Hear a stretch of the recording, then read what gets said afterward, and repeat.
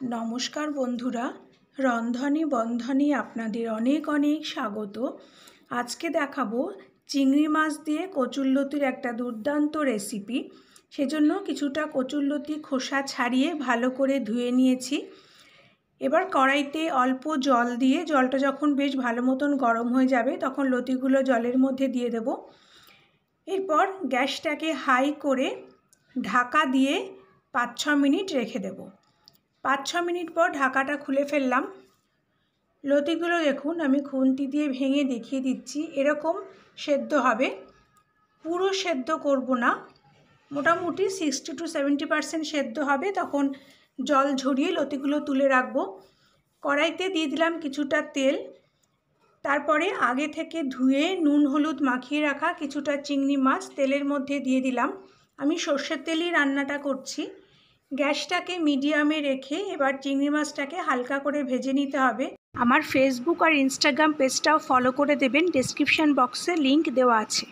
কিছুক্ষণ হালকা করে ভেজে নেওয়ার পর এবার চিংড়ি মাছগুলো তুলে একটা প্লেটে রেখে দিলাম। সমস্ত চিংড়ি মাছ তেল থেকে তোলা হয়ে গেলে ওই তেলের মধ্যেই আরও 2 চামচ সর্ষের তেল দিয়ে দিলাম। কচুরলতিতে তেলটা একটু বেশি দিলে খেতে ভালো হয়। এরপর দিয়ে দিলাম 2টো মাঝারি সাইজের পেঁয়াজ কুচিয়ে রেখেছিলাম, সেটা দিয়ে দিলাম। গ্যাসটাকে মিডিয়ামে রেখে এবার পেঁয়াজটাকে হালকা করে ভেজে নিতে হবে। আমার রেসিপিগুলো আপনাদের ভালো লাগলে চ্যানেলটাকে প্লিজ সাবস্ক্রাইব করে দেবেন আর পাশে থাকা বেল আইকনটাও প্রেস করে দেবেন, যাতে পরবর্তী রেসিপিগুলো আপলোড করলে তার নোটিফিকেশান আপনাদের কাছে পৌঁছে যায়। পেঁয়াজটা যখন এরকম লালচে করে ভাজা হয়ে যাবে তখন 7-8 কোয়া রসুন আর 6টা কাঁচা লঙ্কা থেতো করে রেখেছিলাম, সেটা দিয়ে দিলাম। আমি থেতো করে দিয়েছি, আপনারা ইচ্ছে করলে রসুন আর কাঁচা লঙ্কাটা বেটেও দিতে পারেন। এই সময় গ্যাসটাকে একদম লোতে রেখে পেঁয়াজের সঙ্গে রসুন আর কাঁচা লঙ্কাটা বেশ ভালো করে একটু ভেজে নিতে হবে। হাই করে ভাজা যাবে না, তাহলে সব পুড়ে যাবে।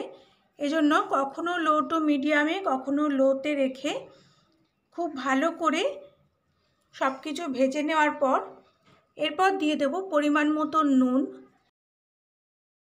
1/2 চামচ নুন দিলাম, তারপর দিলাম 1/2 চামচ হলুদ আর অল্প একটু সামান্য চিনি। চিনিটা দিলে মিষ্টি হবে না, তবে খেতে খুব ভালো হবে। এবার সমস্ত উপকরণ দিয়ে একটু ভালো করে ভাজা ভাজা করে নেব। গ্যাসটা লোতেই থাকবে। যখন সব কিছু বেশ ভাজা ভাজা মতন হয়ে যাবে, দেখুন মশলা থেকে তেলও রিলিজ করেছে, এই সময় ভেজে রাখা চিংড়ি মাছগুলো কড়াইতে দিয়ে দেব। গ্যাসের ফ্লেমটা লোতে রেখেই এবার চিংড়ি মাছগুলো সমস্ত মশলার সাথে খুব ভালো করে কষিয়ে নিতে হবে। বেশ কিছুক্ষণ একটু ভাজা ভাজা করে নেওয়ার পর পেঁয়াজ রসুন আর চিংড়ি মাছের বেশ একটা সুন্দর যখন গন্ধ বেরোবে, দারুণ গন্ধ কিন্তু বেরিয়েছে, এই সময় যে ভাপিয়ে রাখা কচুরলতিগুলো এবার কড়াইতে দিয়ে দেব। কচুরলতিগুলো দেওয়ার পর গ্যাসটাকে একদম হাইতে করে দিয়ে সব কিছুর সঙ্গে লতিটাকে একটু ভেজে নিতে হবে। লতিটা সেদ্ধ করার সময় দেখবেন যেন একদম গলে না যায়, মোটামুটি হাফ সেদ্ধ মতন করে নিতে হবে, সেদিকটা একটু খেয়াল রাখবেন। হাই ফ্লেমে কিছুক্ষণ সব কিছু ভালোভাবে ভেজে নেওয়ার পর এবার গ্যাসটাকে একদম সিম করে দিয়ে ঢাকা দিয়ে 5 মিনিট রেখে দেব। 5 মিনিট পর ঢাকাটা খুলে নিলাম, তারপর আবার সব কিছু নেড়ে দেব। এই সময় দেখুন, আমি খুন্তি দিয়ে দেখিয়ে দিচ্ছি, লতিটা কিন্তু এখনও সেদ্ধ হয়নি, এখনও একটু কাঁচা আছে, আরও সেদ্ধ হবে। তাই সব কিছু ভালো মতন করে নেড়ে দিয়ে গ্যাসটাকে সিম করে আরও 5 মিনিটের জন্য ঢাকা দিয়ে রেখে দেব। 5 মিনিট পর ঢাকাটা খুলে আবার সব কিছু খুব ভালো করে নেড়ে দিলাম।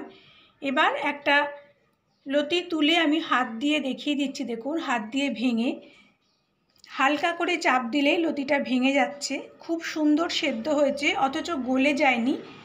এই রকম লতিগুলো সেদ্ধ করে নিতে হবে। তারপর একটু নাড়াচাড়া করি গ্যাসটা অফ করে দেব। তৈরি হয়ে গেল চিংড়ি মাছ দিয়ে কচুরলতি। এবার আমি সার্ভ করে নিচ্ছি। খেতে কিন্তু দুর্দান্ত হয়। গরম ভাতের সাথে এরকম একটা লতি থাকলে আর কিচ্ছুর দরকার পড়বে না। আশা করি আমার আজকের রেসিপিটি আপনাদের ভালো লেগেছে। পরের দিন আবার একটা নতুন রেসিপি নিয়ে চলে আসব। ততক্ষণ আপনারা ভালো থাকবেন, সুস্থ থাকবেন। নমস্কার।